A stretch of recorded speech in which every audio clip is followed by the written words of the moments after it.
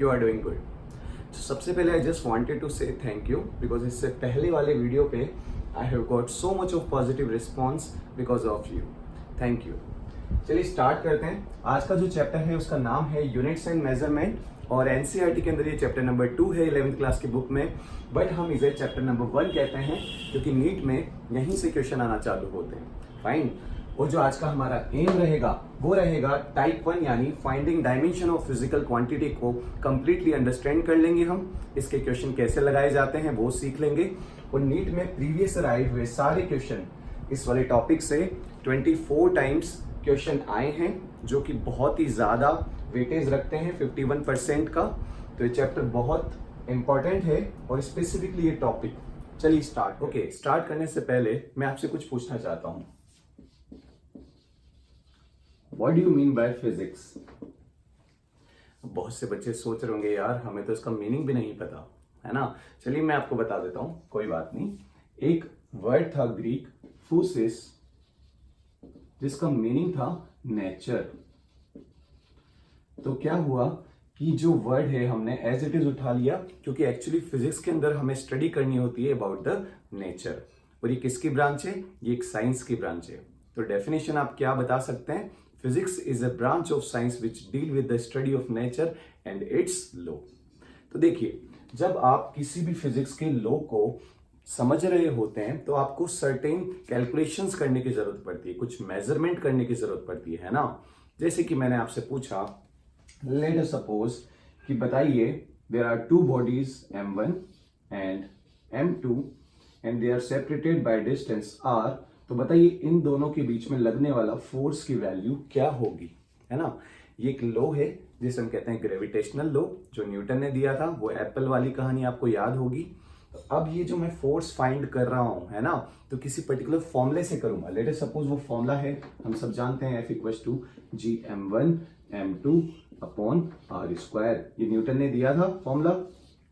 तो अब देखिए क्या हो रहा है कि फिजिक्स के लॉ को समझने के लिए हमें इन सब क्वांटिटीज की इंफॉर्मेशन होनी चाहिए और एक वैलिड वैल्यू इन सब की अगर हमें पता होगी तभी ये आंसर करेक्ट आएगा, है ना।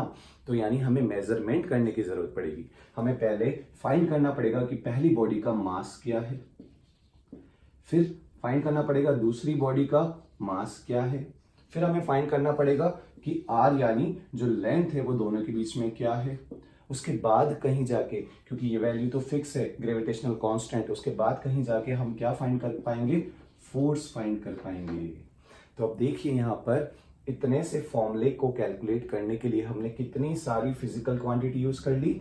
देखिए मैं आपको बताता हूं, आपने मास को यूज कर लिया, आपने लेंथ को यूज कर लिया, आपने फोर्स को यूज कर लिया। तो अब मैं आपको बताना चाहता हूं कि जब भी आप किसी क्वांटिटी का मेजरमेंट करते हैं किसके हिसाब से? उसको फिजिक्स लॉ को डिस्क्राइब करने के हिसाब से, तो वो क्वांटिटी कहलाती है फिजिकल क्वांटिटी। इस वाले फॉर्मूले के अंदर मास, लेंथ, फोर्स ये सब क्या है? फिजिकल क्वांटिटीज हैं। ठीक है, तो चलिए अब समझते हैं कि इसको कैलकुलेट कैसे किया जाता है। लेट अस सपोज मैंने आपसे पूछा कि इस बोर्ड की डायमेंशन क्या है, आप मुझे बता सकते हैं? तो अब ऐसा तो होगा नहीं कि हम इसकी बोर्ड की जो डायमेंशन है यानी लेंथ है वो इस तरह से मेजर करें। एक्चुअली पहले ऐसा होता था, एंशिएंट टाइम पे जब लोगों के पास डिवाइसेस नहीं होते थे, इक्विपमेंट नहीं होते थे, तो वो अपने हैंड से यूज करते थे मेजरमेंट को करने के लिए। बट हुआ क्या? प्रॉब्लम क्या थी? प्रॉब्लम ये थी कि यार इसका कोई स्पेसिफिक आंसर नहीं आता था, है ना। कुछ छोटे वाले हाइट के जो लोग होते हैं उनका मेजरमेंट कुछ और आ रहा है, लंबे चौड़े लोग उनका मेजरमेंट कुछ और आ रहा है। तो ये तो फ्लॉप था बिल्कुल जो तरीका था। अब तरीका क्या हो सकता था कि एक पर्टिकुलर डिवाइस हो जो पूरे वर्ल्ड वाइड जिसे एक्सेप्ट किया गया हो, यानी सब माने कि हाँ हम कैलकुलेशन करेंगे तो इसी डिवाइस से करेंगे, तब जाके कहीं जाके करेक्ट आंसर आएगा। तो देखिए जो लेंथ है उसको मेजर करने का जो डिवाइस था हम सबको पता है, ये कुछ ऐसी टेप आती है। तो अभी आप बता सकते हैं कि ये 3 फीट और कुछ जो भी इसकी वैल्यू आ रही है। तो ये जो डिवाइस है इसको सबसे पहले तो वर्ल्ड वाइड एक्सेप्ट किया गया। उसके बाद हमने क्या कहा कि जो लेंथ का मेजरमेंट है वो आप इस पर्टिकुलर डिवाइस से कर सकते हो। तो फिजिकल क्वांटिटी इस टाइम क्या थी? लेंथ थी। तो इसकी जो डेफिनेशन है वो क्या होगी, the quantity which can be measured by an instrument, जो भी मैंने वहां पर to be describe with the help of physics flow. समझ में आ गया। चलिए अब आगे की कहानी ये है कि इसको रिप्रेजेंट कैसे किया जाए। चलिए मैं एक एग्जांपल देता हूं। कभी मम्मी ने आपको बोला कि जाओ बेटा 1 kg पटेटो लेके आओ, तो आपकी मम्मी ने आपको 2 इंफॉर्मेशन दी होगी डेफिनेटली, पटेटो कितने लाने हैं 2, और साथ में एक यूनिट बताई होगी kg। तो इस टाइम जो मैं बात कर रहा हूं ऑब्वियसली वो किसकी बात कर रहा हूं, मास की बात कर रहा हूं, है ना। तो जो इंफॉर्मेशन दी गई उसके अंदर एक तो बताई गई आपको न्यूमेरिक वैल्यू और दूसरी बताई गई होगी यूनिट। कभी ऐसा तो नहीं हुआ मम्मी ने आपको बोला जाओ 2 लेकर आओ, 2 पटेटो लेके आओ, नहीं, उसके अंदर यूनिट मेंशन करना बहुत इंपॉर्टेंट है, तभी उसकी एक मीनिंगफुल मतलब हमें उसका मीनिंग समझ आता है। ऐसा कभी नहीं होता कि जाओ 1 चीनी ले आओ, है ना, 2 चीनी ले आओ, आपको यूनिट मेंशन करना पड़ेगा, तब जाके कहीं सामने वाला बंदा उसको समझेगा। अब देखिए तो ये तरीका क्या हो गया, मास यहां पर हमारा क्या है, एक तरह का फिजिकल क्वांटिटी है। तो जो फिजिकल क्वांटिटी है उसको रिप्रेजेंट करने का तरीका क्या हो गया, एक तो हमें बतानी पड़ेगी एक न्यूमेरिक वैल्यू, दूसरी चीज बतानी पड़ेगी उसकी यूनिट। तो मैं कह सकता हूं फिजिकल क्वांटिटी को रिप्रेजेंट कैसे करते हैं, physical quantity should be equals to, अगर मैं इसे क्यू से रिप्रेजेंट करूं तो number n and u is unit, so q equals to nu। Are you getting my point, समझ आ रहा है ना। चलिए अब आगे बढ़ते हैं। तो क्या मैं इसको किसी और रिप्रेजेंटेशन के साथ बता सकता था, बिल्कुल हाँ। तो देखिए अगर आप इसको कुछ इस तरह से लिख देते तो क्या ये गलत होता, यहां पर लिखा मास इक्वल्स टू 2000 ग्राम, तो आप देखेंगे कि इन दोनों का ही मीनिंग सेम है ना। तो ऐसा क्या हुआ, क्या डिफरेंस दिख रहा है। अब आप कहेंगे हाँ सर दिखने में तो बहुत डिफरेंट है, यहाँ तो आपने 2 ही लिखा, यहाँ पर तो 2000 लिख दिया। अरे बेटा उसके आगे भी तो देखो, यहाँ पर मैंने केजी यूज किया है, यहाँ पर तो सिर्फ ग्राम ही है। इसका मतलब क्या हो गया कि अगर आप न्यूमेरिक वैल्यू को बढ़ाते हो, आपने 2 से 2000 कर दिया, तो आपको जो यूनिट है उसको रिड्यूस करना होगा, है ना। तो यूनिट को आपने रिड्यूस करा, किलोग्राम से ग्राम में कन्वर्ट कर दिया, इसे हम प्रीफिक्स कहते हैं। वो प्रीफिक्स की टेबल में यहाँ पर रिप्रेजेंट कर दूंगा, वो सब आपको पता होना चाहिए बच्चों। तो अभी आपको समझ आ रहा होगा कि हमारा जो चैप्टर का नेम है वो यूनिट एंड मेजरमेंट क्यों है, क्योंकि इस फिजिकल वर्ल्ड में जब भी मुझे मेजरमेंट करने की जरूरत पड़ेगी तो मैं यूज करूंगा फिजिकल क्वांटिटी का। चलिए आगे बढ़ते हैं, टाइप ऑफ फिजिकल क्वांटिटी देख लेते हैं। So there are basically 3 kind of physical quantity. First one is fundamental quantity, second one is supplementary quantities, and the third one is derived quantities। तो ये 3 अलग अलग कैटेगरी क्यों बनाई गई, तो देखिए मैं आपको बता देता हूँ। जैसे नाम से ही लग रहा है कि ये जो 7 क्वांटिटीज यहाँ पर लिखी हुई हैं, इसका नाम है फंडामेंटल क्वांटिटीज और बेस क्वांटिटीज और स्टैंडर्ड क्वांटिटीज। ये तीनों इसी नाम से जाने जाते हैं, तीनों का मीनिंग सेम है, और मीनिंग ये है कि ये सब इंडिपेंडेंट इन नेचर होते हैं। बेटा वर्ड पे ध्यान दो, इंडिपेंडेंट का मतलब होता है ये किसी और पे डिपेंडेंट नहीं है। इसका मीनिंग आप समझ रहे हैं। जब मेरे को लेंथ मेजर करना है तो मुझे किसी और क्वांटिटी की रिक्वायरमेंट नहीं है, मैंने सीधे क्या किया, इस डिवाइस का यूज किया, इस इक्विपमेंट का, और सीधे लेंथ मेजर कर ली, है ना। मेरा आंसर आ गया नंबर की फॉर्म में। सेकेंड है मास। जब मुझे मास को मेजर करना है, इन द सेम वे मैं क्या करूंगा, मास को मेजर कर सकता हूं directly with the help of equipment, weighing machine. Third one is time stop watch से हम मेजर कर सकते हैं। तो साथ के साथ हमें इसकी यूनिट भी देखनी पड़ेगी। यहाँ पर जो यूनिट स्पेसिफाई है वो है इंटरनेशनल स्टैंडर्ड यूनिट, जिसे हम ऐसा यूनिट भी कहते हैं। तो जो लेंथ है उसे मैं मेजर तो बहुत सारी टर्म्स में कर सकता हूँ, जैसे कि सेंटीमीटर, मीटर, किलोमीटर, मगर कंफ्यूजन ना हो इसलिए मैंने सिंपल एक चूज कर लिया, उसे हम कहते हैं मीटर। तो ये सब ऐसा यूनिट्स हैं और ये सब आपको याद होनी चाहिए, आई गेस आपको याद भी होंगी। बहुत ईजी है, length, mass, time, electric current, luminous intensity, amount of substance and temperature. तो देखिए अब बात करेंगे हम मास की। तो मास का जो ऐसा यूनिट है वो किलोग्राम है, टाइम का सेकंड है, इलेक्ट्रिक करंट का एम्पियर है। इनके डिवाइस की अगर हम बात करें तो टाइम को तो मैंने बता दिया था, इलेक्ट्रिक करंट को मेजर करने के लिए हमारे पास क्या होता है, एमीटर होता है। ऐसे ही टेम्परेचर को मेजर करने के लिए हमारे पास थर्मोमीटर होता है ना, और केल्विन के अंदर इसकी ऐसा यूनिट होती है।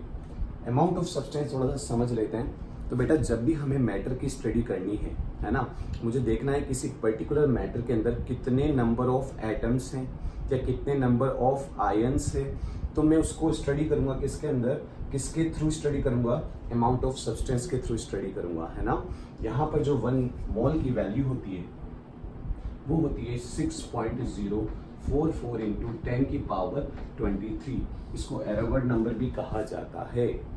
तो इसका मतलब क्या हुआ, मैं एग्जाम्पल के लिए कहता हूँ, लेट सपोज यहाँ पर अभी मेरे हाथ में एक सिंगल मार्कर है। अगर मैं कहता हूँ कि मेरे पास 6.044 इंटू 10 की पावर 23 मार्कर्स हैं, तो इनडायरेक्टली मैं कह सकता हूँ कि मेरे पास 1 मॉल ऑफ मार्कर्स हैं। तो ये जो मॉल है यहाँ पर, ये एक स्पेसिफाई कर रहा है इस नंबर को पर्टिकुलर, है ना, एक फिक्स्ड वैल्यू है न्यूमेरिक। अब अगर सपोज करो मुझे स्टडी करनी है कि इस बोर्ड पर कितने एटम्स हैं, तो उस एटम्स का नंबर में मॉल की फॉर्म में दे सकता हूँ, जिसमें 1 मॉल का नंबर क्या होगा, ये होगा।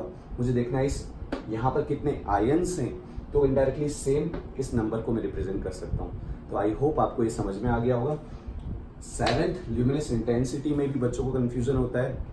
तो बेसिकली ये लाइट के लिए मेजरमेंट के लिए काम में लिया जाता है। लेट अस सपोज यहाँ पर मेरे पास एक इलेक्ट्रिक बल्ब है। अब हम सब जानते हैं इसकी जो रोशनी है वो इस बोर्ड की तरफ जाएगी। अब मैंने एक एरिया चूज कर लिया, लेट अस सपोज ये बॉक्स। अब मैंने देखा कि इस इलेक्ट्रिक जो लाइट है, इन रेस की जो इंटेंसिटी है वो इस एरिया पर क्या होगी, तो जो पर यूनिट एरिया पे इंटेंसिटी आएगी उसे हम क्या कहते हैं, ल्यूमिनस इंटेंसिटी। और इसका जो हमारे पास ऐसा यूनिट होता है वो होता है कैंडेला। समझ में आ गया। तो ये सब तो इंडिपेंडेंट थी। अब सप्लीमेंट्री की जरूरत पड़ी। वैसे तो ये भी इंडिपेंडेंट है, मगर क्योंकि ये डायमेंशन लेस क्वांटिटीज होती हैं। अब आप पूछेंगे डायमेंशन लेस क्या होता है, तो अब अगला ही टॉपिक हमारा डायमेंशन है, हम उसमें अच्छे से समझेंगे डायमेंशन लेस किसे कहा जाता है। अभी ये समझ लीजिए प्लेन एंगल का मतलब हो गया, अगर 2 डायमेंशन के अंदर कोई एंगल है, लेट सपोज ये 2 डायमेंशनल बोर्ड है, यहाँ पर मैंने एक एंगल बनाया, this is theta equals to 30 degree, तो इसे मैं कहूँगा प्लेन एंगल। इसकी जो ऐसा यूनिट है वो है radian. Are you getting my point. लेकिन सपोज 3 डायमेंशन में कोई एंगल है जो कोण होता है ना। अब अगर सपोज करो आपको इसके बीच का एंगल को मेजर करना है, तो इस कोण के अंदर को जो एंगल है उसे हम कहेंगे सॉलिड एंगल, और इसका जो ऐसे यूनिट है वो होता है स्टेरेडियन। चलिए अब आते हैं हमारे थर्ड टाइप पे, जो कि बहुत ही ईजी है, डिराइव फिजिकल क्वांटिटी या डिराइव क्वांटिटीज। तो डिराइव का नाम ही इससे लग रहा होगा आपको, जो एक या दो, कम से कम 2 से फिजिकल क्वांटिटी से मिलकर बनी हुई है, उसे हम डिराइव कहते हैं। फॉर एग्जाम्पल वेलोसिटी का फॉर्मूला होता है displacement upon time. Displacement length है जो कि कौन सी क्वांटिटी है, फंडामेंटल क्वांटिटी है। टाइम दूसरी फंडामेंटल क्वांटिटी है। इसका मतलब वेलोसिटी 2 फंडामेंटल क्वांटिटी से मिलकर बनी हुई है, इसीलिए मैं इससे क्या कह दूंगा, derive quantity. In the same way acceleration जो है हमारे पास वो क्या है, देखो ये तो एक लेंथ से बनी है, एक टाइम से बनी है। एक्सेलरेशन का फॉर्मूला होता है वेलोसिटी अपॉन टाइम, और अभी अभी हमने देखा वेलोसिटी लेंथ अपॉन टाइम से बना हुआ है, तो लेंथ अपॉन टाइम स्क्वायर। इसका मतलब एक्सेलरेशन का जो फॉर्मूला है उसके अंदर हमने देखा कि एक बार लेंथ यूज होगा और नीचे जो है पावर के अंदर टाइम 2 बार यूज होगा। तो इस तरह की क्वांटिटीज को हम डिराइव फिजिकल क्वांटिटी कहते हैं। ठीक है, चलिए अब आगे हम चालू करते हैं डायमेंशन। और हाँ बच्चों, ये सारा का सारा नोट डाउन कर लीजिए अभी नोटबुक में। मैं आपकी नोटबुक चेक करूंगा, है ना। अब आप सोच रहे होंगे कैसे, तो मैं आपसे मेल करवा लूंगा। ठीक है, ये बहुत इंपॉर्टेंट है बेटा, इसको लिखो। अच्छा, समझ में आ गया है ना, या नहीं आया है? चलिए थोड़ा सा एक एग्जाम्पल देता हूँ फनी सा, थोड़ा बहुत डाउट होगा तो वो भी क्लियर हो जाएगा। ठीक है, तो देखिए अगर मुझसे कोई पूछे, सबसे पहले तो बताइए टी लवर कौन कौन है, चाय किसको अच्छी लगती है? तो देखिए मैं खुद एक टी लवर हूं, तो अगर मुझसे कोई पूछेगा कि चाय का फॉर्मूला क्या है, तो चाय का जो फॉर्मूला होगा वो होगा मिल्क, शुगर एंड चाय पत्ती, है ना। तो अब आप कहेंगे कि चाय तो क्या हो गई, डिराइव क्वांटिटी हो गई, और जो मिल्क, शुगर, चाय पत्ती है वो कौन सी क्वांटिटीज हो गई, फंडामेंटल क्वांटिटीज हो गई, है ना। तो इसका मतलब इन तीनों को अगर मिला दिया जाए तो क्या बन जाएगी, चाय। तो चाय की जो रेसिपी है वो क्या हो गई, मिल्क, शुगर एंड चाय पत्ती। अब आप कहेंगे सर पानी तो भूल ही गए, तो लगा दो यार, वाटर और लगा दो, तो समझ आ गया। तो जो हमारी डिराइव क्वांटिटी होती है वो मिलकर बनी होती है बेस क्वांटिटीज से। आई होप अब और ज्यादा क्लियर हो गया होगा। तो आप इन सब की रेसिपी याद कर लो, जैसे कि आपने चाय की रेसिपी याद की। हाँ जी, now comes the most important part of this chapter, finding dimension of physical quantity. तो अभी हमें पता चल गया है कि जो फिजिकल क्वांटिटी है वो बेसिकली 3 टाइप्स की थी, fundamental quantity, supplementary quantity and derive quantity. तो मैं आपको बताना चाहता हूं कि यहां पर हमें फाइंड करना है डायमेंशंस। तो जो डायमेंशन वर्ड है उसका मीनिंग क्या है आपको पता है? चलिए मैं आपको बता देता हूं। जो हमने देखा था 7 फंडामेंटल क्वांटिटीज, बेसिकली उन्हें ही डायमेंशन कहा जाता है ना। जैसे कि टाइम एक तरह की डायमेंशन है, लेंथ एक दूसरी तरह की डायमेंशन है। ऐसे जो हमने 7 फंडामेंटल क्वांटिटीज पढ़ी है उन्हें ही डायमेंशन कहा जाता है। अब ऐसा क्यों कहा जाता है? क्योंकि हमें पता है जितनी भी डिराइव क्वांटिटीज हैं वो सब मिलकर बनी है किससे? फंडामेंटल क्वांटिटीज से। तो मैं कह सकता हूं कि मैं जब भी डिराइव क्वांटिटी को रिप्रेजेंट करूंगा तो वो किस फॉर्म में रिप्रेजेंट करूंगा? फंडामेंटल क्वांटिटीज की फॉर्म में रिप्रेजेंट करूंगा। तो इसका मतलब कह सकता हूं कि उसके अंदर क्या है? ये डायमेंशंस अवेलेबल हैं। ठीक है। अब बात करें अगर सप्लीमेंट्री क्वांटिटी की, तो वो डायमेंशन लेस होती हैं। अभी के लिए इतना याद रख लीजिए कि इनकी कोई डायमेंशन नहीं होती, है ना। चलिए स्टार्ट करते हैं फ्रॉम द वेरी बेसिक। मैं आपको एक एग्जांपल देता हूं। Suppose area. तो देखिए एरिया जो, अगर मैं आपसे पूछूं कि किस तरह की फिजिकल क्वांटिटी है, क्या ये डिराइव है या फंडामेंटल है? आप कहेंगे फंडामेंटल तो बिल्कुल नहीं है क्योंकि वो तो 7 थी। दैट मीन्स ये डिराइव क्वांटिटी है। तो क्या मैं इसे फंडामेंटल की फॉर्म में रिप्रेजेंट कर सकता हूं? Let's see. अब अगर मेरे को इसका फॉर्मूला आता है तो मैं डेफिनेटली इसको क्या कर सकता हूं? रिप्रेजेंट कर सकता हूं। फॉर्मूला मैं जानता हूं, एरिया का क्या होता है? सपोज एक स्क्वायर है, उसका एरिया अगर मैं ले लूं तो लेंथ इंटू विड्थ, तो इसका मतलब दोनों है तो लेंथ ही, तो लेंथ इंटू लेंथ। तो मैं कह सकता हूं कि ये लेंथ स्क्वायर से मिलकर बनी हुई है। तो इसका मतलब क्या हुआ? जो एरिया एक डिराइव क्वांटिटी है उसमें डायमेंशंस हैं किसकी? लेंथ की। कितने टाइम्स? 2 टाइम्स। अब मैं अगर आपसे पूछूं कि बताइए एरिया में डायमेंशन ऑफ मास कितना है, तो आप खुद देख सकते हैं इसमें मास दिख रहा है क्या? नहीं। तो इसका मतलब हो गया कि डायमेंशन ऑफ मास है 0। तो इसको हम रिप्रेजेंट कर सकते हैं बेसिकली MLT की फॉर्म में, MLT। देखिए क्या यहाँ पर आपको डायमेंशन ऑफ मास दिख रही है? नहीं, तो आप लिख देंगे 0।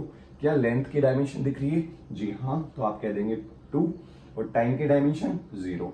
तो चाहे आप L2 रिप्रेजेंट करो, चाहे M0 L2 T0, ये पावर्स में लिखते हैं हम हमेशा, तो इसका मतलब सेम है। तो यहां पर हमने क्या किया? फंडामेंटल क्वांटिटीज को मल्टीप्लाई किया तो हमें एक डिराइव क्वांटिटी मिल गई। देखा आपने, लेंथ को मल्टीप्लाई कर दिया। कई बार हमें क्वांटिटीज को डिवाइड भी करना पड़ता है। जैसे अगर मैं स्पीड का फॉर्मूला लिखूं तो स्पीड का फॉर्मूला क्या होता है? Distance upon time. ठीक है। तो डिस्टेंस क्या है? एक तरह की लेंथ है जो कि फंडामेंटल है। टाइम क्या है? एक तरह का, ये भी फंडामेंटल क्वांटिटी है। तो अब मैं लिख सकता हूं कि डिस्टेंस मतलब लेंथ ऊपर चला गया, टाइम को मुझे डिवाइड करना पड़ा, टाइम नीचे चला गया। जब टाइम ऊपर जाएगा तो हम इसको लिख सकते हैं L1t-1, है ना। और अगर मैं MLT की फॉर्म में रिप्रेजेंट करूं तो M0L1t-1। तो अब आपको समझ आ गया कि स्पीड का जो फॉर्मूला है उसके अंदर जो मास की डायमेंशन है वो है 0, लेंथ की डायमेंशन कितनी हो गई? 1, टाइम की डायमेंशन है -1। अब आप पूछेंगे सर वैसे तो फंडामेंटल क्वांटिटी 7 थी, आप यहां पर 3 ही को क्यों रिप्रेजेंट कर रहे हो? क्योंकि बेटा मोस्ट ऑफ द क्वांटिटीज जो डिराइव क्वांटिटी होती हैं वो सिर्फ इन 3 फंडामेंटल क्वांटिटी से रिप्रेजेंट हो जाती हैं। आप देखना जितने फॉर्मुलाज हैं मोस्टली सब हम MLT की फॉर्म में रिप्रेजेंट कर सकते हैं। बट कई बार क्या होता है कि हमें एडिशनल जो बची हुई हैं 3 के अलावा 4 quantities, electric current, temperature, luminous intensity, amount of substance, उनका भी यूज करना पड़ जाता है। तब हम क्या करते हैं? इस फॉर्मूले को एक्सटेंड कर देते हैं और जो क्वांटिटी की रिक्वायरमेंट है वो पुट कर देते हैं। फॉर एन एग्जाम्पल, अगर मैं आपसे कहता हूं कि बताइए चार्ज की क्या डायमेंशन होगी। तो अब आप कहेंगे कि चार्ज की क्या डायमेंशन होगी, ये तो हमें निकालना पड़ेगा फॉर्मूले से। तो देखिए हम जानते हैं कि किसी भी इलेक्ट्रिक करंट के अंदर अगर आई करंट पास हो रहा है तो फॉर्मूला क्या होता है, current equals to charge per unit time. तो अब देखिए हमें निकालना है चार्ज की डायमेंशन, तो क्या ये दोनों मल्टीप्लाई नहीं हो जाएंगे। तो क्या हो जाएगा हमारा formula, Q equals to I into T. अब हम चेक करेंगे क्या ये फंडामेंटल क्वांटिटीज हैं, तो बिल्कुल इलेक्ट्रिक करंट एक फंडामेंटल क्वांटिटीज है, टाइम एक अनदर फंडामेंटल क्वांटिटीज है, मतलब हमने इसको सॉल्व कर लिया। अब इसको हम डायमेंशन की फॉर्म में रिप्रेजेंट कर सकते हैं। तो Q की डायमेंशन क्या हो जाएगी, T1, और इसको हम चाहे तो A से रिप्रेजेंट कर सकते हैं चाहे I से, तो A1। तो अब देखिए अगर MLT की फॉर्म में लिखना हुआ तो M0 L0 T1 A1। देखिए यहां पर हमने एक और डायमेंशन ऐड कर दी, तो इसका मतलब हम मैक्सिमम कितनी डायमेंशन ऐड कर सकते हैं किसी फॉर्मूले के अंदर, वो है 7। ठीक है, क्योंकि 7 ही फंडामेंटल क्वांटिटीज होती हैं, तो मैक्सिमम आप 7 कर सकते हो और मिनिमम तो आप इंडिविजुअली 1 जो आपका इंडिविजुअल फॉर्मूला होता है। अगर किसी ने मुझसे पूछा कि sir dimension of fundamental quantities क्या होती है, तो बेटा मैं आपको बता देता हूं, जैसे कि लेंथ, तो अगर लेंथ की डायमेंशन पूछोगे तो वो सिर्फ क्या होगी, L1। अगर कोई मुझसे पूछेगा टाइम लेंथ के अंदर कितनी बार आता है, डायमेंशन ऑफ यानी dimension of time in length कितना है, तो हम कहेंगे 0। तो are you getting my point. चलिए अब स्टार्ट करते हैं। अब हम इसे सीक्वेंस के अंदर पढ़ेंगे। इसको मैं रब कर देता हूं। हाँ जी, तो आपने देखा कि अगर आपको फॉर्मूला याद है तो बहुत इजी है डायमेंशंस निकालना, है ना। और अगर आपको सारे फॉर्मूलाज याद नहीं भी होते हैं, क्योंकि इसमें 11th एंड 12th के सारे फॉर्मूलाज आ जाते हैं, तो डोंट वरी, बिकॉज जैसे जैसे आप चैप्टर पढ़ेंगे आपको सारे फॉर्मूलाज ऑटोमेटिकली याद हो जाएंगे। अभी सिर्फ आपको मेथड याद रखना है और जितना हो सके क्वांटिटीज के फॉर्मूलेज आप याद कर लेना इस बार। तो मैं क्या करता हूँ, कुछ जो इंपॉर्टेंट फॉर्मूलाज हैं कम से कम वो आपको अभी बता देता हूँ। ठीक है, चलिए स्टार्ट करते हैं फ्रॉम द वेरी बेसिक, जैसे कि मैंने एरिया से स्टार्ट किया था। इस बार मैं आपको एक नई चीज और बताता हूं कि या तो आपको फॉर्मूला पता हो या उसकी यूनिट पता हो, है ना। डायमेंशंस हम कब कब फाइंड कर सकते हैं, अगर हमारे पास फॉर्मूला है उस फिजिकल क्वांटिटी का और हमारे पास क्या है, उसकी यूनिट हमें याद है। चलिए इस बार नए तरीके से स्टार्ट करते हैं। एरिया का जो यूनिट होता है वो क्या होता है, मीटर स्क्वायर, यानी ये एक तरह की लेंथ है, तो मतलब क्या हो गया, लेंथ 2 टाइम हो जाएगा। तो एरिया का मैं यहां पर लिख देता हूं ताकि हमें लॉन्ग टर्म के लिए याद रह जाएगा। एरिया का जो डायमेंशन है, डायमेंशन हम हमेशा ब्रैकेट्स में रिप्रेजेंट करते हैं, क्या हो जाएगा, M0 L2 T0। चलिए सेकंड हम देखते हैं वॉल्यूम। अब देखिए या तो आपकी इसको यूनिट याद हो, यानी M³ होती है हमें पता है, या फिर इसका फॉर्मूला पता हो। क्या फॉर्मूला होता है, length into breadth into height. इसका मतलब क्या हो गया, लेंथ आपका 3 टाइम हो गया। तो मैं कह सकता हूं जो हमारा वॉल्यूम है उसका क्या डायमेंशन हो गया, M0 L3 T0। चलिए आगे बढ़ते हैं। जल्दी जल्दी मैं बता रहा हूं, आपको सिर्फ समझना है और इन क्वांटिटीज को आप कम से कम याद कर लेना, because this is very important. उसके बाद हम नीट प्रीवियस ईयर क्वेश्चन लगाएंगे। चलिए उसके बाद आ जाता है आपका let us suppose mass density, ठीक है, जिसका फॉर्मूला होता है मास अपॉन वॉल्यूम। अब देखिए इस बार क्या हो गया, मास क्या है एक तरह का M1 और वॉल्यूम क्या है L3। तो मैं कह सकता हूं M1 L-3। तो यहां पर क्या फॉर्मूला हो जाएगा, third mass density equal to formula क्या हो जाएगा आपका M1 L-3 T0। चलिए आगे बढ़ते हैं। फोर्थ लेट अस सपोज, आपको आई होप समझ में आ रहा होगा, फॉर्मूलाज अभी हाथों हाथ याद रख लेना। स्पीड या मैं कहूं वेलोसिटी, ठीक है। फॉर्मूला क्या होता है, डिस्टेंस या डिस्प्लेसमेंट अपॉन टाइम, यानी इसको मैं लेंथ ले लेता हूं, लेंथ अपॉन टाइम। और यूनिट के हिसाब से हम देखें तो मीटर पर सेकेंड, हम सबको पता है यूनिट। तो क्या हो जाएगा इसका M0 L1 T-1। फोर्थ हो गया आपका स्पीड M0 L1 T-1। कुछ टाइम बाद प्रैक्टिस के बाद आपको ये सारी क्वांटिटीज ऐसे कैसे याद रहना चाहिए, आपको इतना सब कुछ करने की जरूरत ही नहीं पड़ेगी। फिफ्थ लेट अस सपोज मैं बात कर रहा हूं एक्सेलरेशन या रिटार्डेशन। Velocity upon time. अब देखिए, या तो आप वेलोसिटी का ऐसे कैसे डायमेंशन रख दीजिए यहां पर, एक तरीका तो ये हो गया। तो क्या हो गया डायमेंशन वेलोसिटी का m0 l1 t minus 1 upon time का t, ये ऊपर जाएगा ये भी माइनस में हो जाएगा, यानी m0 l1 t माइनस 2, है ना। दूसरा तरीका क्या था, मैं इसको फिर से एक्सटेंड करूं, है ना, वेलोसिटी का फॉर्मूला फिर से लगाऊं, यानी डिस्प्लेसमेंट अपॉन टाइम एक बार पहले से था मल्टीप्लाई बाय टाइम दोबारा आ गया, और मुझे पता है कि लेंथ एक बार ऊपर आ गया, नीचे टाइम 2 टाइम आ गया, तो वापस यही फॉर्मूला बनना है। Are you getting my point? चलिए तो इसको रब कर देते हैं। यहां पर क्या हो जाएगा हमारे पास, fifth acceleration m0 l1 t minus 2। I hope आप याद कर रहे हो हाथों हाथ। चलिए आगे बढ़ते हैं। सिक्स्थ फोर्स, जितनी भी इंपॉर्टेंट है मैं सारी बता रहा हूं। फोर्स इक्वल्स टू होता है, देखिए, मास इनटू एक्सेलरेशन।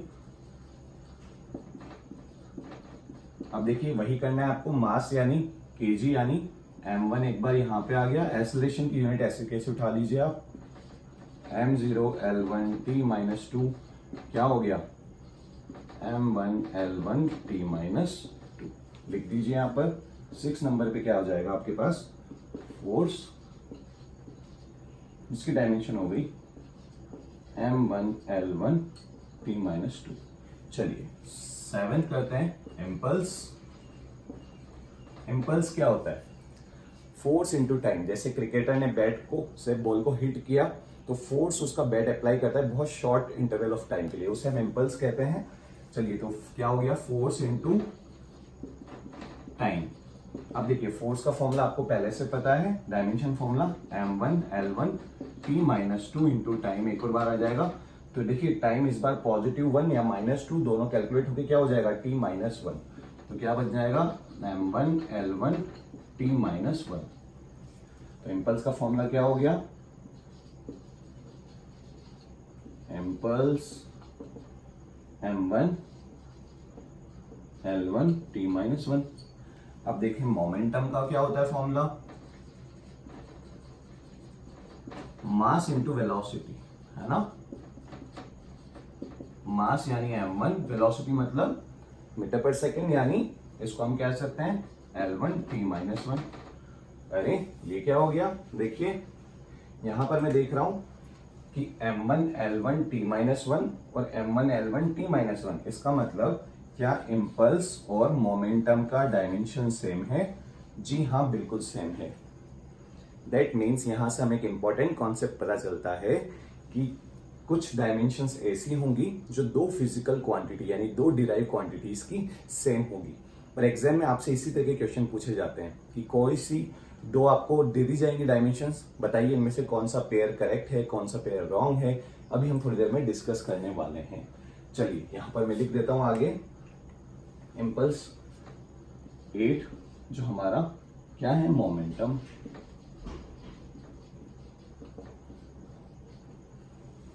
चलिए इसको मैं रद्द कर देता हूं, आगे बढ़ते हैं।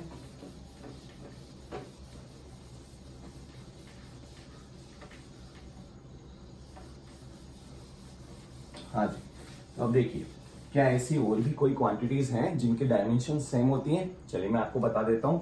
कितने नंबर पहुंच गए थे, 8 पे, उसके बाद आएगा 9। तो देखिए वर्क का फॉर्मूला क्या होता है, work equals to force into displacement. Force के अभी हमने डायमेंशन फाइंड किया है, m1 l1 t minus 2, displacement का l1, दैट मीन्स क्या फॉर्मूला हो गया, m1 l2 t माइनस 2, है ना। अब देखिए अगर मैं बात करता हूं काइनेटिक एनर्जी की, ठीक है, काइनेटिक एनर्जी का फॉर्मूला आप सबको पता है, half mv square, half mv square. तो यहां पर जो नंबर होता है वो डायमेंशन लेस होता है, आपको पता होना चाहिए बेटा। अगर नहीं है तो याद रखिए, जो भी नंबर होते हैं वो सारे के सारे डायमेंशन लेस होते हैं। तो देखिए m क्या हो जाएगा, m1, और वेलोसिटी का जो था हमारे पास, हमें पता है मीटर पर सेकेंड होता है, यानी ऊपर लेंथ नीचे क्या था, टाइम, और उसका स्क्वायर। तो क्या बन जाएगा, m1 l2 t माइनस 2। अरे देखिए ये तो वापस सेम आ गए। चलिए एक और क्वांटिटी देखते हैं, वो है आपका पोटेंशियल एनर्जी। पोटेंशियल एनर्जी का आपका फॉर्मूला होता है mg इंटू एच, है ना बेटा। तो mg इंटू एच, m क्या है यहाँ पर मास है, g आपका एक्सेलरेशन ड्यू टू ग्रेविटी है। ये चीज आप इंपॉर्टेंट है, g को कुछ और ना समझें, this is acceleration due to gravity, और इसकी डायमेंशन वही होंगी जो एक्सेलरेशन की होती है। h आपका हाइट है, तो देखिए m1 एक्सेलरेशन का हमें पता है मीटर पर सेकेंड स्क्वायर होता है, तो यानी L1t-2, और हाइट का आपको पता है यानी लेंथ L1। कैलकुलेट करो m1 L2t-2, अरे ये भी सेम हो गया। इसका मतलब देखिए जरूरी नहीं 3 क्वांटिटीज भी हो सकती हैं जिनका फिजिकल मतलब डायमेंशन जो है उनका सेम होता है उन फिजिकल क्वांटिटीज का। तो यहाँ पे लिख लेता हूं मैं 9, 10 एंड 11, ठीक है। 9, 10, 11 के अंदर हम देख रहे हैं जो वर्क है आपका उसकी डायमेंशन इक्वल है, पोटेंशियल एनर्जी के उसकी डायमेंशन इक्वल है, काइनेटिक एनर्जी के जो कि बराबर है m1 L2t-2। चलिए जल्दी से कुछ और इंपॉर्टेंट टर्म्स भी हम डिस्कस कर लेते हैं। आपने सुना होगा, इसके बाद हम देखते हैं, आपने सुना होगा बेटा जब हम वेलोसिटीज की बात करते हैं तो वेलोसिटी सिर्फ आपकी लीनियर में नहीं किस में होती है, चलिए आप इसको नोट डाउन, चलिए मैं बता ही देता हूँ। आपका जो सर्कुलर मोशन है उसके अंदर भी आपकी वेलोसिटीज आती हैं, है ना, उसके अंदर भी आपके एंगल्स आते हैं। तो एक बार मैं वो आपको डिस्कस कर देता हूँ। लेट सपोज आपने बात करा एक पार्टिकल का, जो पार्टिकल एक सर्कुलर मोशन कर रहा है। अब हमें पता है कुछ देर बाद ये पार्टिकल कहाँ पहुंच जाएगा, यहाँ पर, यानी उसने क्या ले लिया है, थीटा एंगल, कितने टाइम के अंदर, टी टाइम के अंदर। तो इसे हम कहते हैं बेटा एंगुलर वेलोसिटी। क्या बोलते हैं, एंगुलर वेलोसिटी। तो एंगुलर वेलोसिटी का, वैसे वेलोसिटी का फॉर्मूला क्या होता है, displacement upon time. Angular velocity का होता है थीटा पर यूनिट टाइम, क्योंकि यहाँ पर रेट ऑफ एंगल चेंज हो रहा है पर यूनिट टाइम, तो थीटा अपॉन टाइम। अभी थीटा जो होता है आपका डायमेंशन लेस होता है बेटा, टाइम की डायमेंशन तो आपको पता ही टी होती है, तो ये ऊपर जाके क्या हो जाएगा, ये तो डायमेंशन लेस, मतलब इसकी डायमेंशन आपको यूज नहीं करनी है, सिर्फ टी की करनी है। टी नीचे है यानी 1/t, यानी आपका एंगुलर जो वेलोसिटी है उसकी डायमेंशन क्या हो गई बेटा, टी इनवर्स। सिमिलरली आपका एंगुलर एक्सेलरेशन आता है, सिमिलरली बिल्कुल आप ऐसे ही कैलकुलेट करेंगे थीटा अपॉन टी स्क्वायर, क्योंकि आपको पता है जो वो हमारा लीनियर वाला होता है उसमें क्या होता है, मीटर पर सेकेंड स्क्वायर होता है, लेकिन यहाँ पर तो थीटा आना है क्योंकि rate of change of angle की रेट हम देख रहे हैं कि इसकी जो वेलोसिटी है, एंगुलर वेलोसिटी, वो किस रेट से इंक्रीज कर रही है। तो 1/t स्क्वायर यानी क्या हो गया, t-2। चलिए अब बात करते हैं आगे। लेटर सपोज अब मैं बात करता हूं 14 मोमेंट ऑफ इनर्शिया का। तो मोमेंट ऑफ इनर्शिया बेटा जो रोटेशनल बॉडीज होती हैं उसके लिए हम काम में लेते हैं, ठीक है। लेटर सपोज ये एक एक्सिस है, इसके अराउंड बॉडी घूम रही है, जो पार्टिकल m1 m2 m3 है, हम लगाते हैं formula I = 1 to n summation, और फिर क्या लिखते हैं mi ri स्क्वायर, यानी m क्या है आपके पास, मास m1, और r क्या है आपके पास, रेडियस यानी लेंथ का स्क्वायर। तो ml स्क्वायर इसका क्या हो गया, डायमेंशन हो गया बेटा, ठीक है। इसके बाद आता है आपके पास एंगुलर मोमेंटम, जो कि बहुत इंपॉर्टेंट है, बहुत बार पूछा गया है। एंगुलर मोमेंटम, अब एंगुलर मोमेंटम देखो, लीनियर मोमेंटम का फॉर्मूला आप सबको पता होगा, क्या होता है, linear momentum equals to mass into velocity, लेकिन ये रोटेशनल की टर्म में है, इसलिए मास की जगह आता है moment of inertia into, momentum क्या था, मास इनटू वेलोसिटी। तो वेलोसिटी यहां पर एंगुलर वाली आ जाएगी, एंगुलर वेलोसिटी। तो मोमेंट ऑफ इनर्शिया आपको पता है ml2, और लीनियर वेलोसिटी मतलब एंगुलर वेलोसिटी आपको पता है t-1। तो बेटा इसका फॉर्मूला क्या हो गया, m1 L2 t-1। चलिए अब हम प्रीवियस ईयर लगाते हैं। तो अब हम लगाते हैं नीट प्रीवियस ईयर, जिसके लिए हमने इतनी सारी मेहनत की है ताकि हम क्या लगा पाए, प्रीवियस ईयर के क्वेश्चंस लगा पाए, है ना। तो अब जो मैं बुक यूज कर रहा हूँ इसमें बेटा वो MTG पब्लिकेशन की 32 ईयर की है। अगर आपके पास ये बुक है देन फाइन, नहीं है तो मैं क्या कर दूंगा, इसका एक PDF अपलोड कर दूंगा, पहले आप उसे डाउनलोड करो और साथ में एक टैब में खोल लो ताकि क्वेश्चंस आप देख पाओ, है ना। चलिए स्टार्ट करते हैं। तो देखिए इसमें क्वेश्चन दे रखा है, क्वेश्चन नंबर 47। सबसे पहले मैं क्वेश्चन नंबर 47 सॉल्व करने जा रहा हूँ। यहाँ पर नोट डाउन करते जाते हैं ताकि कौन कौन से क्वेश्चन कंप्लीट हो गए पता लग जाएगा। तो देखो 47 में क्या दे रखा है आपको दिखा देता हूँ मैं यहाँ से। हाँ जी, देखिए the dimension formula of angular momentum is. तो देखिए अभी हमने सॉल्व कर लिया है एंगुलर मोमेंटम, तो उसका जो डायमेंशन फॉर्मूला क्या हो जाएगा m1 L2 t-1। और पोज करके देखिए पहले, वो ऑप्शन नंबर डी है। तो देखिए कितना आसान क्वेश्चन आया है ये नीट प्रीवियस ईयर के अंदर। एंगुलर मोमेंटम समझाने के लिए मैंने आपको ये तीनों चीजें समझाई थी। आई होप आपको समझ आ गया होगा। चलिए आगे बढ़ते हैं। कहाँ गया डस्टर? हाँ जी, अब देखिए नेक्स्ट क्वेश्चन, क्वेश्चन नंबर, अगर आपके पास ये बुक है तो क्वेश्चन नंबर निकाल लीजिए 34। क्वेश्चन नंबर 34 निकाल लीजिए अगर आपके पास बुक है तो, या पीडीएफ में से निकाल लो। जी हाँ, क्वेश्चन नंबर 34। चलिए अब कुछ बच्चे हैं जिन्होंने पीडीएफ भी डाउनलोड नहीं किया और जिनके पास बुक भी नहीं है, मैं उनको दिखा देता हूँ क्या लिखा हुआ है। Question number 34, which of the following has the dimension of pressure. अब देखिए प्रेशर की डायमेंशन हमने खुद ने निकाल रखी है, नहीं निकाल रखी तो चलिए निकाल लेते हैं। प्रेशर का फॉर्मूला क्या होता है? Force upon area. इतना सिंपल है। और फोर्स का हमें पता है, चाहे आप यूनिट से निकाल लो चाहे कैसे, चलो मैं इस बार यूनिट से निकाल के बताता हूँ। किलोग्राम मीटर पर सेकंड स्क्वायर। और एरिया का क्या आ रहा है, इसको भी आप नीचे ही लिखना, एरिया मीटर स्क्वायर। तो क्या हो जाएगा, कट जाएगा, क्या आ गया, किलोग्राम मीटर सेकंड स्क्वायर, यानी m1 L-1 t-2। दे रखा है क्या ऑप्शन, देखिए m1 L-1 t-2, यानी ऑप्शन नंबर बी। 34 का ऑप्शन नंबर बी सही है क्या, देख लेते हैं। 34 का ऑप्शन नंबर बी सही है। ठीक है बेटा। तो ये आपका हो गया क्वेश्चन नंबर 34। नेक्स्ट क्वेश्चन हम करेंगे क्वेश्चन नंबर 16। ये जो क्वेश्चन आया था 34, ये आया था 1994 और 1990 दोनों को प्रीवियस ईयर में। चलिए नेक्स्ट क्वेश्चन हम कर रहे हैं क्वेश्चन नंबर 16। ये सब प्रीवियस ईयर में आए हुए हैं। क्वेश्चन नंबर 16 आया है 2009 में। ठीक है, मैं आपको बता देता हूँ, पॉज करके देख लो। क्वेश्चन नंबर 16, ठीक है। चलिए मैं बता देता हूँ क्वेश्चन क्या पूछा है। ये सब बेटा नीट प्रीवियस ईयर के क्वेश्चन है। कितने आसान है सोचो, अब आपको बन पा रहे होंगे इजीली।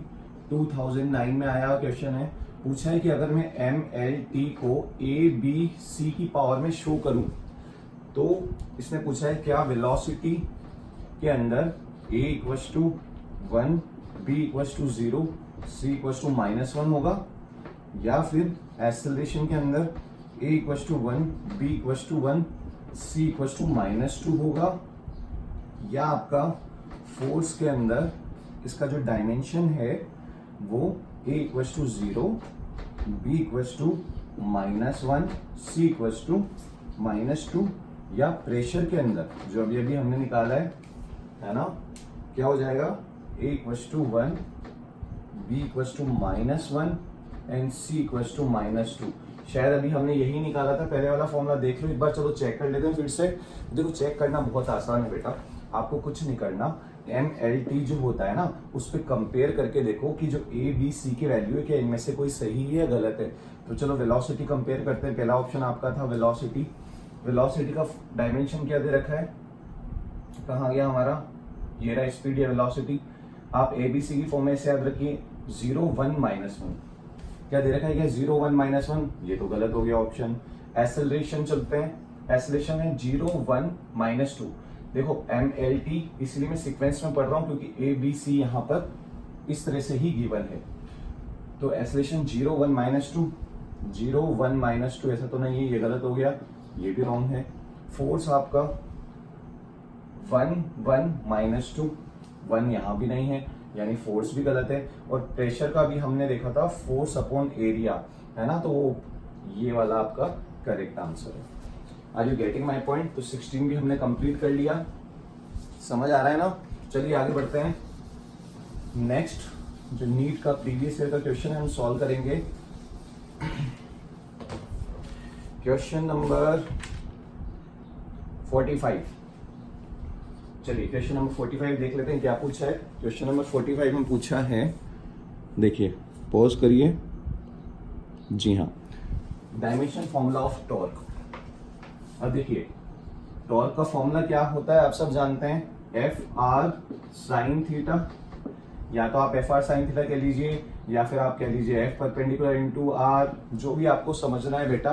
देखो होता क्या है आपको अच्छे से पता है ना, जो हम डोर होते हैं, डोर को खोलने के लिए हम हमेशा परपेंडिकुलर फोर्स अप्लाई करते हैं उसके एक्सिस पे, है ना। ये आपका डोर है, आप परपेंडिकुलर फोर्स अप्लाई कर रहे हो इस एक्सिस से, तो आपका क्या हो रहा है, आपको टॉर्क जनरेट हो रहा है यहाँ पर। तो चलिए फोर्स का तो हम डायमेंशन जानते हैं, क्या होता है फोर्स का dimension, m1 l1 t minus to, r क्या है, एक तरह का लेंथ है, तो इसका मतलब क्या हो गया, m1 l2 t minus to. चलो चेक कर लो कौन सा ऑप्शन है, कहाँ गया, कौन सा क्वेश्चन था, 45 के अंदर m1 l2 t minus two. I guess first option correct है 45 का, जी हाँ करेक्ट है। तो इस तरह से देखो कितने इजी क्वेश्चन दिए मैं बेटा, इससे इजी कुछ नहीं मिलेगा। अगर ये ऐसे क्वेश्चन आते हैं ना तो आपके फ्री में 4 मार्क्स आ रहे हैं। Are you getting my point? चलिए आगे बढ़ते हैं बेटा, कौन सा क्वेश्चन सॉल्व करेंगे हम, let us suppose 29 previous year का। हाँ जी बच्चों, तो क्वेश्चन नंबर 29 देख लेते हैं जल्दी से। क्वेश्चन नंबर 29 में क्या दे रखा है देखिए, The dimension of impulse are equals to that of pressure, linear momentum, force, angular momentum। यानी जो impulse की डायमेंशन है वो इन सब ऑप्शंस में से किसके इक्वल है। और देखिए इम्पल्स वाला तो हमने डिस्कशन भी किया था कि जो इम्पल्स की डायमेंशन किसके बराबर होती है, मोमेंटम के। बेटा रटना नहीं है, कैलकुलेट करके देख लेना। लेकिन लकीली हमें वही क्वेश्चन मिल गया जो हमने अभी थोड़ी देर पहले सॉल्व किया था। तो देखिए मोमेंटम और लीनियर मोमेंटम का मीनिंग सेम होता है, तो इम्पल्स का जो डायमेंशन फॉर्मूला है वो लीनियर मोमेंटम के इक्वल होगा। अब आपको बाकी सबसे चेक करने की जरूरत नहीं है क्योंकि आपके नीट में सिर्फ सिंगल करेक्ट ऑप्शन आता है, ठीक है। तो 29 का आंसर बी होगा आई गेस, जी हाँ। चलिए नेक्स्ट क्वेश्चन हम जो करेंगे वो सॉल्व करेंगे क्वेश्चन नंबर 25। चलिए पढ़ लेते हैं क्वेश्चन नंबर 25 क्या कह रहा है। ये आया हुआ है नीट 2000 के अंदर। तो क्वेश्चन नंबर जो 25 है वो कह रहा है हमारा, which pair do not have equal dimension. यहां पर नॉट पे फोकस करिएगा, जल्दबाजी में गलती नहीं करनी है। तो इनमें से किसकी डायमेंशन इक्वल नहीं है वो हमें करेक्ट आंसर लगाना है। तो पहला है एनर्जी टॉर्क, चलिए देख लेते हैं। तो मैं आपको बता देता हूं एनर्जी, ठीक है, आपकी काइनेटिक एनर्जी, चाहे पोटेंशियल एनर्जी, चाहे वर्क डन, ये सब एनर्जी की फॉर्म्स होती हैं ना। वर्क एनर्जी थ्योरम आप पढ़ोगे बाद में। तो इसका फॉर्मूला क्या होता है हमारे पास, work done equals to force into displacement. आप वहां से निकाल लेना, क्या आ जाएगा आपका dimension, m2 m1 l2 t minus two. और सेकेंड पेयर क्या दे रखा है आपका, सेकेंड पेयर दे रखा है टॉर्क का, ठीक है, ये रहा जी टॉर्क का। तो क्या टॉर्क की डायमेंशन के बराबर नहीं है, लेकिन ये दोनों तो क्या है, इक्वल। और क्वेश्चन में पूछा है आपको वो ऑप्शन चूज करना है इसमें इक्वल्स नहीं है, तो ये आंसर तो नहीं हो सकता। सेकंड वाला चेक करते हैं, फोर्स एंड इम्पल्स। तो देखिए फोर्स का देख लेते हैं यहां पर, m1 l1 t minus two, और इम्पल्स का, जी हाँ, ये दोनों ही डायमेंशन एक दूसरे के बराबर नहीं है। तो यानी यही वाला ऑप्शन है, आपका आंसर हो गया बी, 25 का बी, 25 का बी बिल्कुल करेक्ट आंसर है। चलिए आगे बढ़ते हैं बेटा। अब आगे बढ़ते हैं हम क्वेश्चन नंबर 22 से। क्वेश्चन नंबर जो 22 है आपका, वो नीट प्रीवियस ईयर कौन सी ईयर आया हुआ है, वो आया हुआ है आपका 2004 के अंदर, ठीक है। आपके पास बुक नहीं है तो बेटा बुक परचेज कर लो ताकि बार बार ये प्रॉब्लम ना आए। चलिए क्वेश्चन नंबर 20 कौन सा बताया था, कहाँ गया, 22। चलिए क्वेश्चन पढ़ लेते हैं, क्या कह रहा है। क्वेश्चन कह रहा है the dimension of the universal gravitational constant are. Very nice.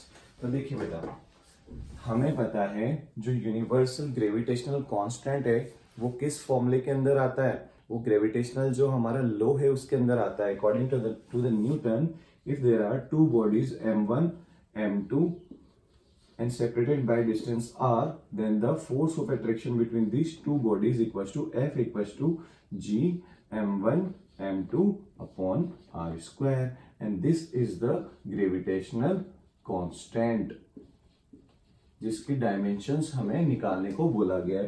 तो देखिए, अगर हमें g की डायमेंशन निकालनी है तो g को आप एक तरफ रखिए, बाकी सबको कर दीजिए दूसरी तरफ। तो देखिए r ऊपर जाके क्या हो जाएगा, मल्टीप्लाई हो जाएगा f से। तो मैं यहाँ लिख देता हूँ g की जो डायमेंशन होंगी, देखिए r ऊपर जाएगा तो f इंटू आर स्क्वायर, और m1 m2 नीचे आएंगे तो m1 m2, बस यही है डायमेंशन g की। चलिए फाइंड आउट कर लेते हैं।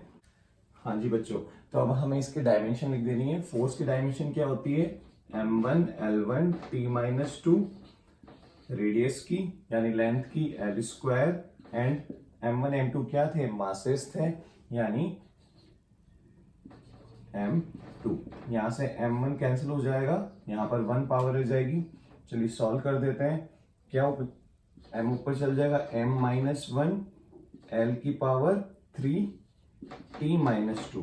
देखिए ऑप्शन कौन सा है, ये क्वेश्चन नंबर 22 के अंदर जो ग्रेविटेशनल कांस्टेंट है m-1 l3 t-2, फर्स्ट यानी 22 का ए ऑप्शन आ रहा है क्या, देखते हैं।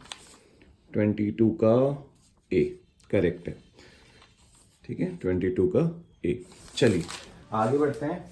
तो देखिए, एक इंपॉर्टेंट कॉन्सेप्ट है छोटा सा, प्लैंक कांस्टेंट। उसमें हम फोटोन की जो एनर्जी होती है उसको रिप्रेजेंट करने की कोशिश करते हैं। अभी सिर्फ आप फॉर्मूला याद कर लीजिए, ठीक है। 2 क्वेश्चन आए हुए हैं इस पे आपके। तो जो आपका टॉपिक है वो है प्लैंक्स कांस्टेंट। इसका जो फॉर्मूला है वो रहेगा आपका एनर्जी इंटू टाइम। अब देखिए, एनर्जी का फॉर्मूला क्या होता है आपका, बताइए। हाँ, हमने देखा था वर्क पावर एनर्जी के बराबर ही रहता है। तो देखिए, वर्क पावर एनर्जी का फॉर्मूला कहां पर है, देख लेते हैं। ये रहा। तो क्या हो जाएगा आपका m1 l2 t-2, और टाइम भी ऐड हो जाएगा यहां पर। क्या बन जाएगा, m1 l2 t-1। चलिए अभी हम इस पे क्वेश्चन सॉल्व कर लेते हैं। कुछ बहुत बेसिक से क्वेश्चन आए हुए हैं। देखिए यहां पर दिया हुआ है question number 24। The dimension of Planck constant is equals to that of energy, momentum, angular momentum या पावर। प्लैंक कांस्टेंट इन में से किसके इक्वल है डायमेंशन। चलिए चेक कर लेते हैं। पहला ऑप्शन दिया इसने, क्या एनर्जी के इक्वल है, बिल्कुल नहीं हो सकता, क्योंकि यहां पर तो हमने एनर्जी इंटू टाइम लिख दिया। उसने बोला है सेकंड क्या मोमेंटम के इक्वल है। मोमेंटम तो मास इंटू वेलोसिटी होती है, तो मास कितना होता है m, एंड वेलोसिटी मीटर पर सेकेंड यानी l1 t-1, यानी कंबाइन होके बन जाएगा m l1 t-1।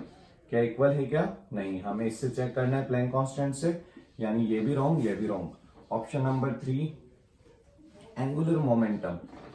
Angular momentum, angular momentum हमने सॉल्व किया था, जी हाँ ये रहा m1 l2 t-1, m1 l2 t-1। क्या सेम है क्या, बिल्कुल यही है, यानी प्लैंक कांस्टेंट किसके इक्वल हो जाएगा, एंगुलर मोमेंटम के इक्वल हो जाएगा। चेक कर लेते हैं question number 24। Dimension of Planck constant equals to angular momentum c। 24 का c, 24 का c बिल्कुल करेक्ट है। तो बेटा देखा कितना इजी क्वेश्चन आया हुआ है। ये 2001 का नीट का प्रीवियस ईयर का क्वेश्चन है। 2001 का नीट का प्रीवियस ईयर का क्वेश्चन है। इसमें से एक और क्वेश्चन आया है, वो भी हम डिस्कशन कर लेते हैं। क्वेश्चन क्या दे रखा है, क्वेश्चन दे रखा है the ratio of the dimension of Planck constant and that of moment of inertia is the dimension of. यहां पर पूछा है कि अगर हम रेशियो कर दें, यानी प्लैंक कांस्टेंट का जो डायमेंशन है उसका रेशियो लें, किसके साथ में लें, नीचे आपको ये नया क्वेश्चन है। ये आया हुआ है आपके, मैं आपको बता देता हूँ, ये आया हुआ है आपका 2005 प्रीवियस ईयर का क्वेश्चन है बेटा नीट का। तो प्लैंक कांस्टेंट को किससे डिवाइड करते हैं हम? मोमेंट ऑफ इनर्शिया से। Moment of inertia, moment of inertia हमने निकाला था, बिल्कुल निकाला था। चलो करके देखते हैं। तो देखिए प्लैंक कांस्टेंट की डायमेंशन हमने ऑलरेडी निकाली हुई है बेटा, m1 L2 T-1, और उसको डिवाइड करना है मोमेंट ऑफ इनर्शिया से, जो कि है mL2। क्या कैंसिल हो जाएगा? m से m कैंसिल हो जाएगा, L2 से L2 कैंसिल हो जाएगा, यानी बचा T इनवर्स। बेटा कंफ्यूज नहीं होना है, इसको T कंसिडर मत कर लेना। T मतलब टाइम होता है, T इनवर्स का मतलब होता है फ्रीक्वेंसी। यानी ये बेसिकली किसको रिप्रेजेंट कर रहा है? 1/T को, यानी फ्रीक्वेंसी को। तो क्या देख लेते हैं ऑप्शन में फ्रीक्वेंसी है क्या? जी हाँ बिल्कुल। देखो पहला ही ऑप्शन टाइम दिया बेटा, यहीं पर आप गलती कर दोगे।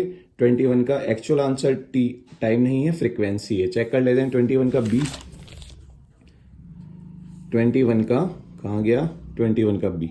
सो बेटा टाइम में कंफ्यूज मत हो जाना, टी इनवर्स का मतलब होता है फ्रीक्वेंसी।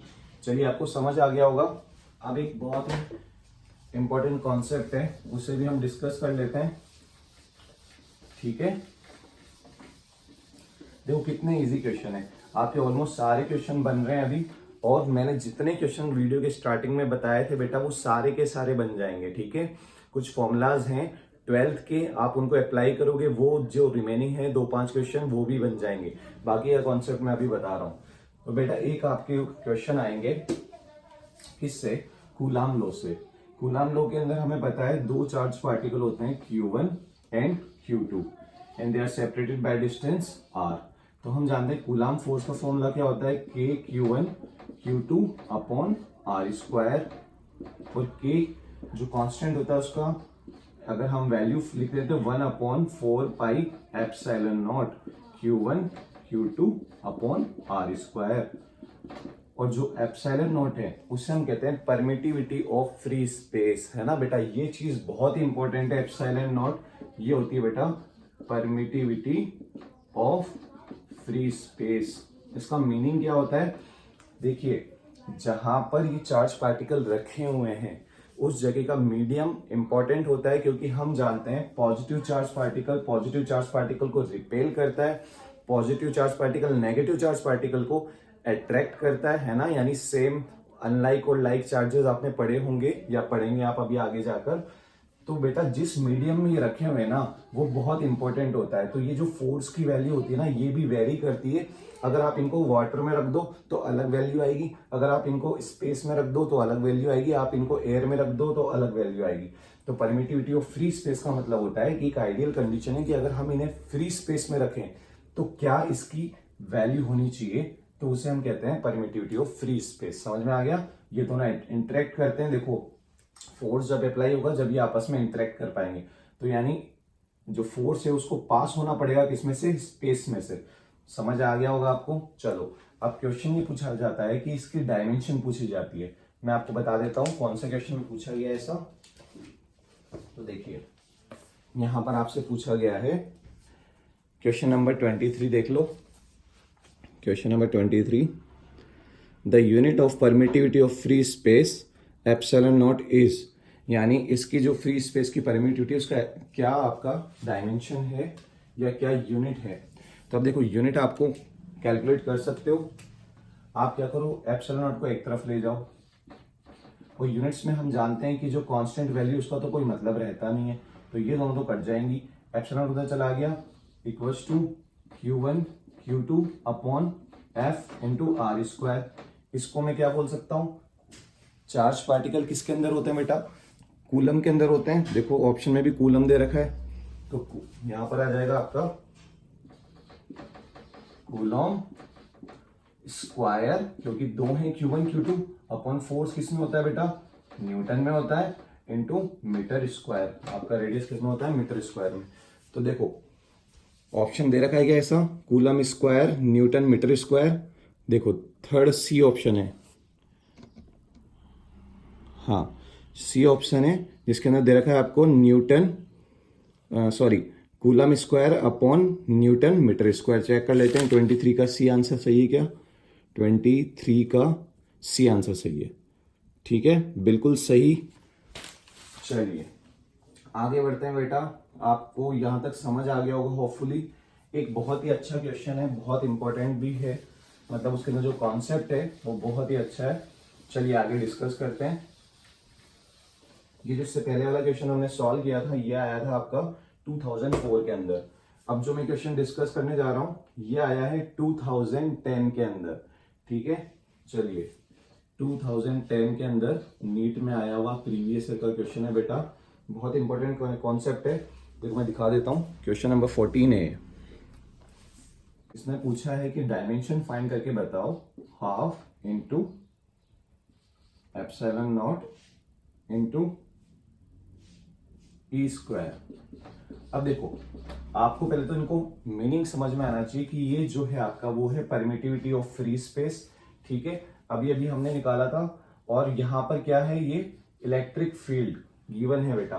तो आपको पहले तो पता होना चाहिए फॉर्मूला इलेक्ट्रिक फील्ड का क्या होता है। देखो इलेक्ट्रिक फील्ड का फॉर्मूला जो होता है हमारे पास, हम जानते हैं कूलम फोर्स अपॉन चार्ज, यही होता है बेटा। हाँ, अब हम बात करते हैं इसकी परमिटिविटी ऑफ फ्री स्पेस की। तो मैंने अभी बताया था F इक्वल टू क्या होता है, 1/4 pi epsilon naught Q1 Q2 upon R square, है ना। तो अब एप्सिलॉन नॉट को एक तरफ ले जाएंगे, मैंने आपको बताया था एक है ना। 4 पाई का कोई मतलब नहीं क्योंकि डायमेंशन लेस है। चलिए एप्सिलॉन नॉट के डायमेंशन क्या हो जाएंगी, मतलब यूनिट क्या हो जाएगी, जाएगा Q1 Q2 upon R square into F. यानी इसको मैं Q1 Q2 को Q स्क्वायर लिख सकता हूं, तो Q स्क्वायर ये आ गया। अब इसके अंदर वैल्यू पुट कर दो बेटा। देखो इक्वेशन नंबर 1 मान लो इसको, ठीक है, उल्टी तरफ लिख दी मैंने। एक वैल्यू हमने इलेक्ट्रिक फील्ड की निकाल ली, एक फील्ड हमने एप्सिलॉन नॉट की निकाल दी। इसके अंदर वैल्यू पुट कर दो तो क्या आ जाएगा, हाफ इंटू एप्सिलॉन नॉट का मतलब क्या आ गया, Q square upon R square into F into electric field का स्क्वायर। इसका होल स्क्वायर करोगे बेटा क्योंकि यहां पर स्क्वायर पूछा है, तो आपका आ जाएगा F square upon Q square. Q square से क्यू स्क्वायर कैंसिल, एफ से ये कैंसिल, क्या आ जाएगा आपके पास, एफ अपॉन आर स्क्वायर। चलिए डायमेंशन मतलब पूछिए आपसे इसके अंदर डायरेक्टली, देख लेते हैं क्या पूछा है इसने आपसे। पूछा है जी हाँ बिल्कुल डायमेंशन पूछिए, तो हाफ का कोई मतलब नहीं रह जाएगा क्योंकि डायमेंशन लेस है। इसकी डायमेंशन हमें लिख के देनी है। फोर्स का क्या होता है, m1 l1 t minus two upon radius की l2। कैलकुलेट कर लेते हैं बेटा, m1 l minus one T minus to. देखो l2 ऊपर जाएगा तो -2 बनेगा, +1 यानी -1, बाकी चीजें तो सेम रहेंगी। तो m1 l minus one T minus two check कर लेते हैं। m1 l माइनस वन कहां पर है, m1 l minus one T minus two. Check करते हैं 14 का आंसर बी आ रहा है क्या, 14 का आंसर बी कहां गया, जी हाँ 14 का आंसर बी आ रहा है। तो बेटा ये बिल्कुल सही है। तो होपफुली आप लोगों को अब समझ आ गया होगा कि ये कोई ट्रिकी काम नहीं है। नीट के क्वेश्चन बहुत इजी आते हैं आईआईटी के लेवल के कंपैरिजन में, और जो मैंने आपको समझाया है जो, उससे आप आईआईटी के क्वेश्चन भी लगा सकते हो। ठीक है बेटा, फॉर्मूलाज हैं, सिर्फ फॉर्मूलाज याद होंगे तो आपके सारे क्वेश्चन बन जाएंगे।